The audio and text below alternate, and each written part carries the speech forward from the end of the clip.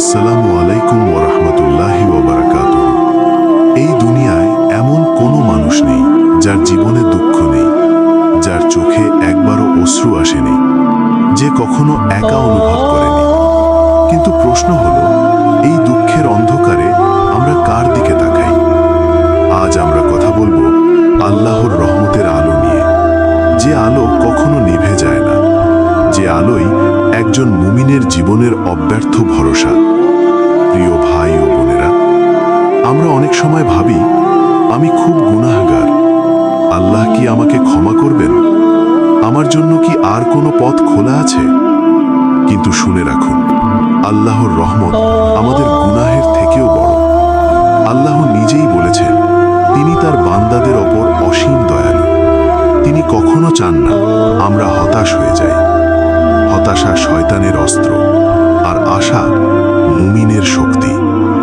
আপনি হয়তো আজ ব্যর্থ, হয়তো জীবনে বারবার হোঁচট খেয়েছেন, হয়তো মানুষ আপনাকে ছেড়ে গেছে, কিন্তু আল্লাহ কখনো আপনাকে ছেড়ে যাননি।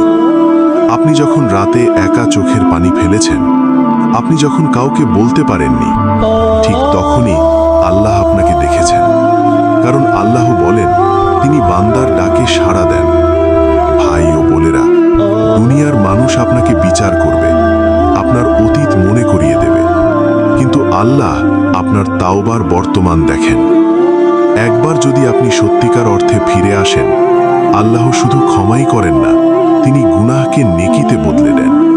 এটা শুধু ক্ষমা নয়, এটা রহমতের বিস্ময়।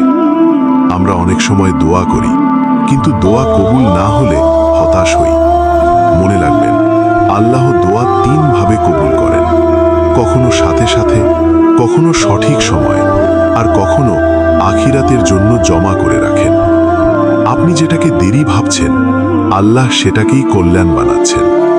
প্রিয় শ্রোতা, যদি আজ আপনার হৃদয় ভারী হয়, যদি মনে হয় আর পারছি না, তাহলে শুধু বলুন, ইয়া আল্লাহ। এই একটি ডাকই আকাশ কাঁপিয়ে দেয়। কারণ আল্লাহর রহমত কখনো তালাবদ্ধ থাকে না।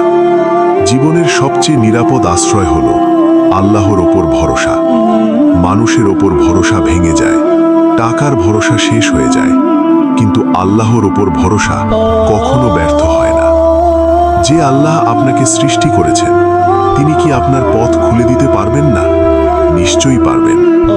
আজই সিদ্ধান্ত নিন, আপনি হতাশ হবেন না, আপনি আল্লাহর রহমতের দিকে তাকাবেন।